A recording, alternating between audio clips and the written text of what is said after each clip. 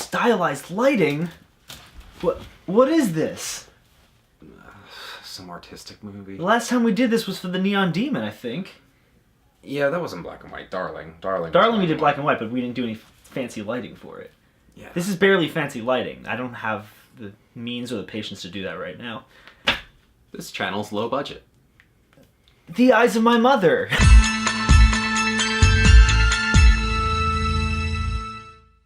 She always hoped I would be a surgeon one day.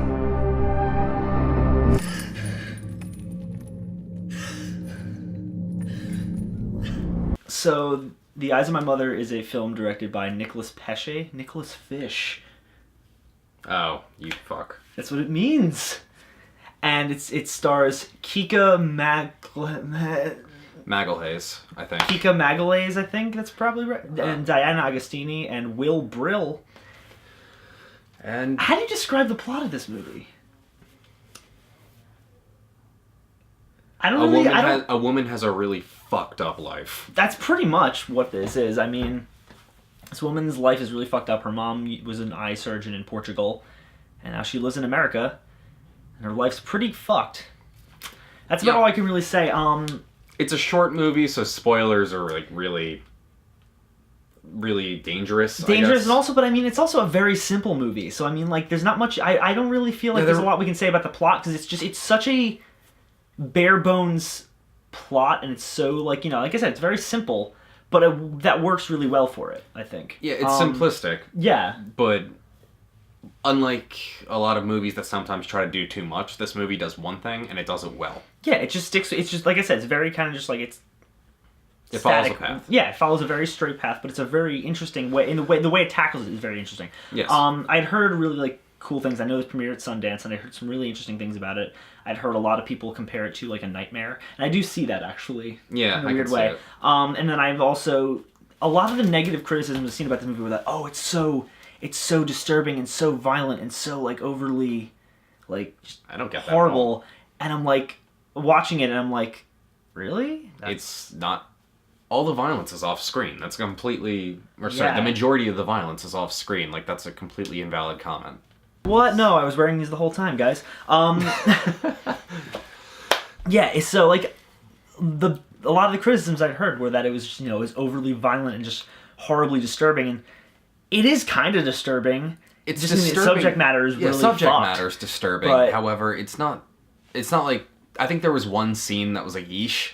Yeah, it's not violent at all. That was more... There's a scene with fingernails, like a fingernail coming off, and that's more yeesh just because I have a thing for that. The goriest this movie gets is, at the very start of the movie, them dissecting a cow's eyeball.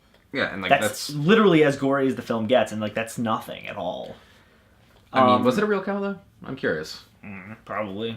I wouldn't see why not. Either way, it's just like it's not a gory movie in any sense of the word. Like I'm squeamish. Yeah, so let's he can atone for that. He wouldn't watch Martyrs. He still hasn't. I haven't watched Martyrs. This is true. Let's dive in and just talk about what did you like about this movie? The aesthetic was gorgeous. I agree. Just everything about it, especially the editing, which I know you liked too. Oh, I know. I want to touch on that by itself. Yeah. Aesthetically, I think this movie was really pleasing, like you said. Everything from the cinematography to the editing to everything about this movie. The monochrome really lended to the movie well, and it The second ever movie where I've said that, by the way. There's only 2 movies where I think monochrome has worked in the modern age, and the other one's Darwin. Well, it's really interesting that this is Nicholas Pesh's first movie. Oh yeah, because it was way too pretty. It's very well made for a first film. It's very stylized and very very well crafted.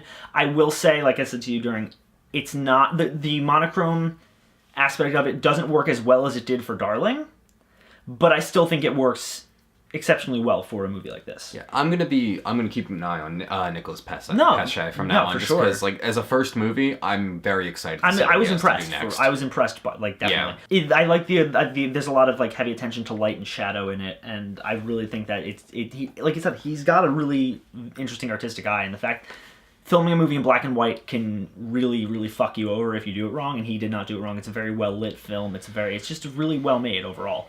Also, there's a lot of really slow cinematography. Yeah. Just that opening shot where I was like, ugh, with the creepy guy, when he's just him walking slowly toward the camera. Yeah, that was really unnerving. But even that, even with shots like that, there's heavy attention to light and shadow where his eyes are completely shadowed and it almost looks completely black there. And it looks really, really cool. Speaking of him, Will Brill. Go on. Most of the acting in this movie was, good, not great. Will Brill... Well, there's not a lot of dialogue exactly, in it overall. Like, there wasn't much to work with. But Will Brill, who was given very little dialogue as well, took his lines and fucking killed it. He was creepy as fuck. He was great. Kika Magalhaes, though, she... Like I said, there's not a lot of dialogue in this movie. And the few bits of dialogue there are, a lot of it is in Spanish. For some reason. She killed it, just in terms of just body language and everything. She was really, really, really good.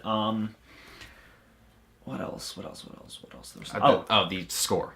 The score was cool. The score was really just like droning and ambient. Droning ambience. It does add to the whole nightmare feel, I think, overall, where it's kind of this... It adds to the kind of, like, just, I don't know, dirtiness that you feel watching this movie. It's a slow burn, like, it just adds that weird, like, that ratcheting up the tension thing that you got from, like, The Witch and movies like that. Where it's dissonant and weird and drony and cool, and I like it. And now I really want to talk about the editing, because what you said. The editing style in this movie is fan-fucking-tastic. Most of the time when I say editing's good, I mean they didn't do anything wrong. With this movie, I actually mean, it's very stylish. It added a lot. It's a very, very specific style choice that they make, and, like, almost all of the movie is very strategic cuts to cut away right before anything's, like, happening, and it lets you fill it. It lets your mind fill in the blanks. It's just a lot of juxtaposition, which I really like. Yeah, it'll be cutting something that's insanely violent or has the potential to be insanely violent or disturbing or creepy and just cut to something quiet and really just, like, still. And it's really cool. Or it'll cut from something like really just, like her dancing for her dad. Yeah, that's exactly the scene I was thinking of. Cuts immediately to her sawing up a body. It's so weird. And it's really cool, and it adds to this whole, like I said, like a very nightmarish feel to the movie. Everything about the movie is very jarring, and the editing really helps to cement that. Yeah, but at the same time, it's also a very slow film. Like, slow burn. It's slow but jarring. Right, well, yes. It's a slow burn that, like I said, it's just, it serves to purposely be, like, just creepy and weird and just, like, ugh, you feel dirty watching it. You do. It's much like The Witch, in that sense. I mean, I was saying, I compared it during, I was saying there's something about it that reminds me of Martyrs. And it doesn't leave you with the same lasting feeling that Martyrs does, that feeling of just, like, everything, life is meaningless, fuck the world. But, it gives you the same, like, seedy, just, like, uncomfortable, like, I don't like this, I don't like watching this feeling. I liked watching this. I mean, I liked watching it, but I'm saying, like, there were points when, like, it was just, like, you're like, I feel like I shouldn't be watching this. It's just, like, wrong. Yeah, okay, fair enough. Like, specifically that shot of her walking down the road. Just, like, that static shot of her walking down the road with, like, the chains dragging behind her. That's great. That was awesome. And that was the scene I was like, that's, like, something that looks like it could have been pulled right out of Martyrs, and it's excellent. Dislikes? You mentioned it earlier. The switching between English and Spanish inconsistently, it didn't make sense. Yeah, it was kind of unnecessary. That didn't bother me when she was, like, talking to other people. But, like, and I get that if she's talking to Spanish, but, like, to herself or to her mom or whatever. But, like, or even to the kid.